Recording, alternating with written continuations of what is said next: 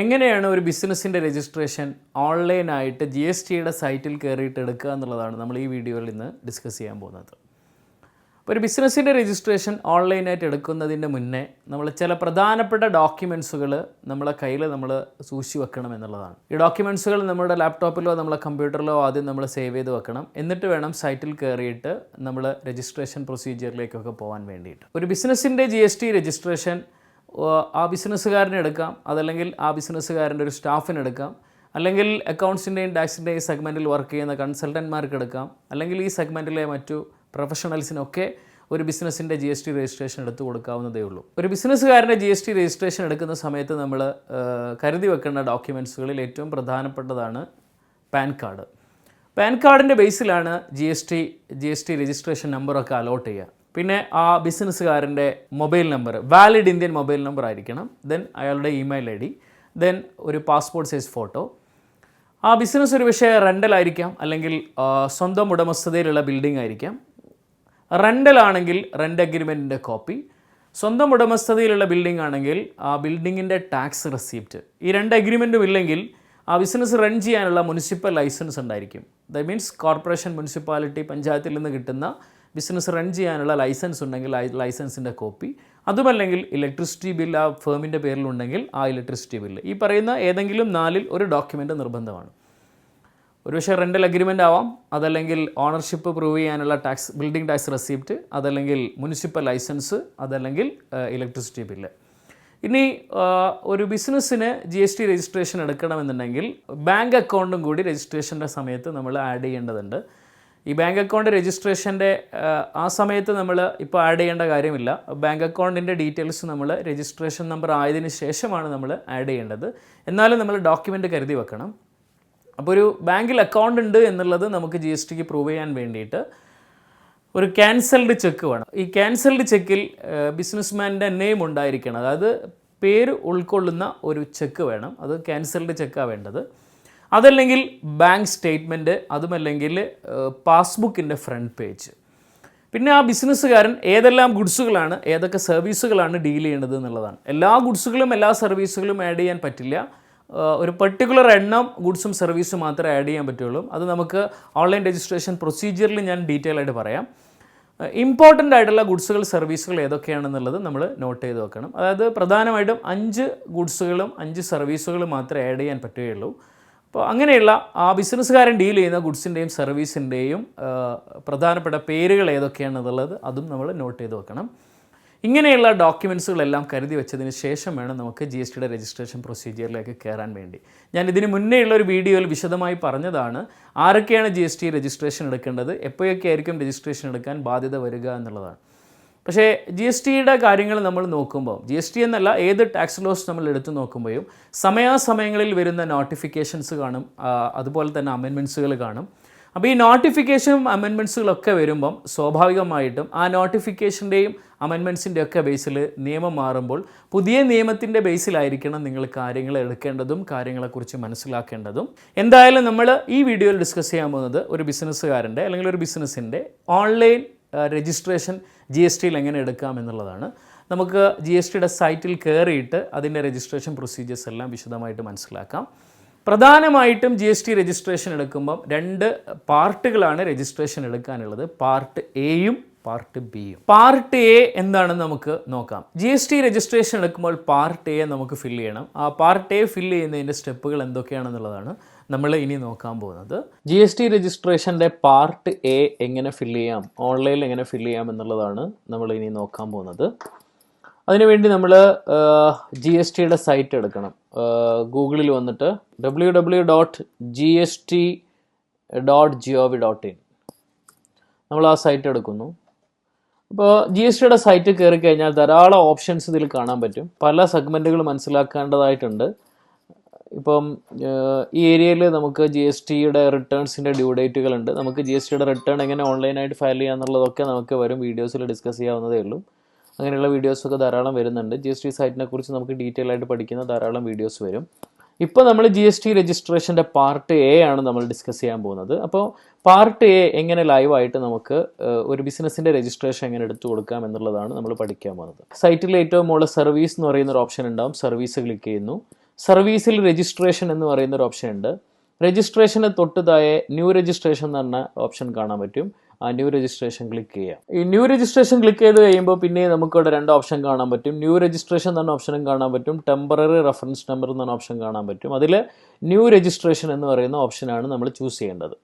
ഇനി നമുക്ക് താഴെ വരുന്ന സമയത്ത് ഇവിടെ കുറേ ക്വസ്റ്റ്യൻസ് കാണാൻ പറ്റും. ഓരോ ക്വസ്റ്റ്യൻസും നമ്മൾ കൃത്യമായിട്ടും ഫിൽ ചെയ്യണം.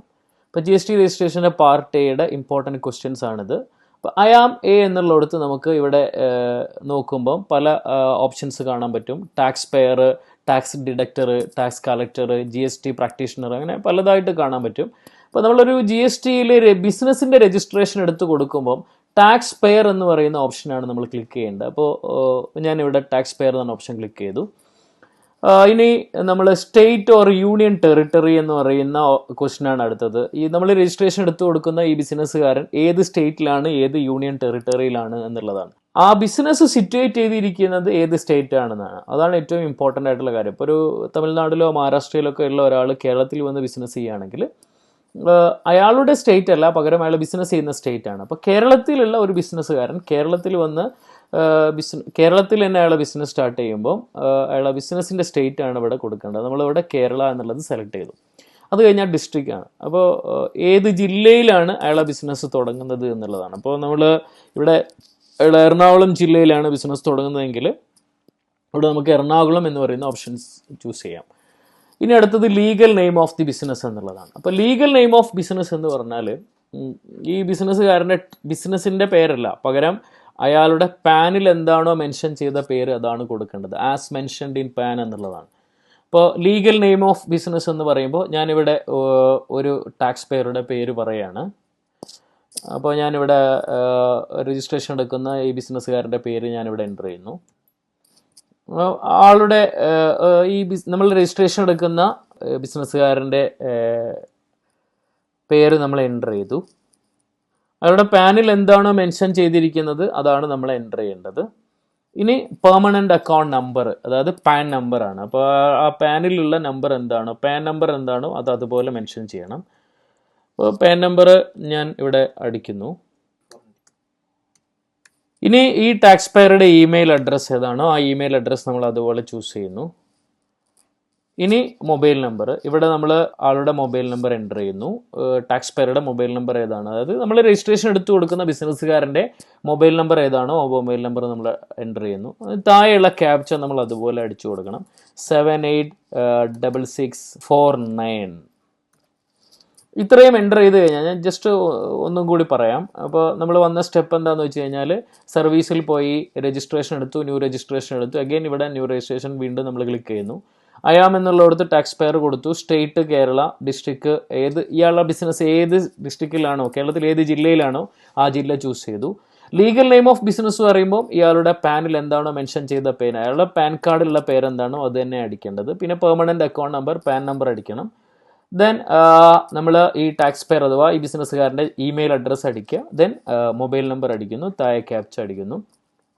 ദെൻ നമ്മൾ പ്രൊസീഡ് എന്ന് പറയുന്ന ബട്ടൺ ക്ലിക്ക് ചെയ്യുന്നു. ഇപ്പോൾ നമുക്ക് നമ്മൾ നേരത്തെ കൊടുത്ത മൊബൈൽ നമ്പറിലും നേരത്തെ കൊടുത്ത ഇമെയിൽ അഡ്രസ്സിലേക്കും 2 OTP വരും.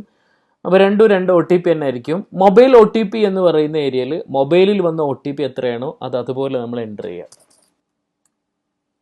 മൊബൈലിൽ വന്ന OTP 6 ഡിജിറ്റ് OTP ആയിരിക്കും. ആ OTP നമ്മൾ അതുപോലെ മൊബൈലിൽ SMS ആയി വന്ന് കാണും. അതുപോലെ ഇമെയിൽ OTP എന്നുള്ളിടത്ത് ഇമെയിലിൽ നമുക്കൊരു OTP വന്നിട്ടുണ്ടാവും.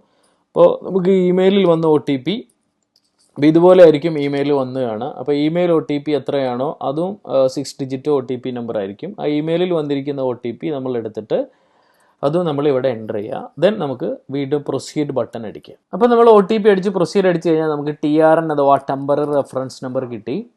അപ്പോൾ ഈ TRN നമ്പർ അടിക്കുമ്പോൾ ഇപ്പോൾ ഇതിലൊരു കാര്യം ശ്രദ്ധിക്കേണ്ടതിൻ്റെ ലാസ്റ്റിൽ TRN എന്ന് പറയുന്ന നമ്പറും കൂടി കാണും, അത് നോട്ട് ചെയ്യണം. ഇത് നമ്മളുടെ നേരത്തെ കൊടുത്ത മെയിൽ ID ഓൾറെഡി മെയിലായിട്ടും വന്നിട്ടുണ്ടാവും.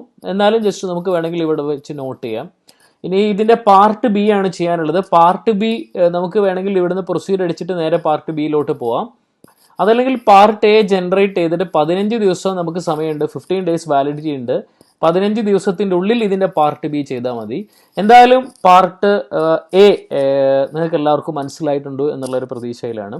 ഇങ്ങനെ നമുക്ക് ജി എസ് ടിയുടെ പാർട്ട് ബിയും വളരെ കൃത്യമായിട്ട് തന്നെ നമുക്ക് നോക്കിയിട്ട് മനസ്സിലാക്കാവുന്നതേ ഉള്ളൂ. ദെൻ അതിൻ്റെ ബാക്കിയുള്ള പ്രൊസീജിയേഴ്സ് എല്ലാം നിങ്ങൾക്ക് വീഡിയോ ആയിട്ട് നിങ്ങൾക്ക് കാണാം.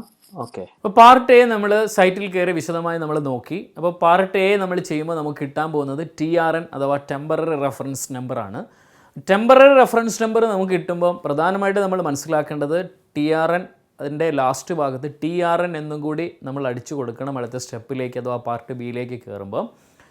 അപ്പോൾ ഈ പാർട്ട് എ നമുക്ക് TRN ജനറേറ്റ് ചെയ്ത് കഴിഞ്ഞാൽ നമുക്ക് ഇനി പാർട്ട് ബിയിലേക്ക് പോവാം. പാർട്ട് ബി നമുക്ക് വിശദമായിട്ട് അടുത്ത വീഡിയോയിൽ ഡിസ്കസ് ചെയ്യാം.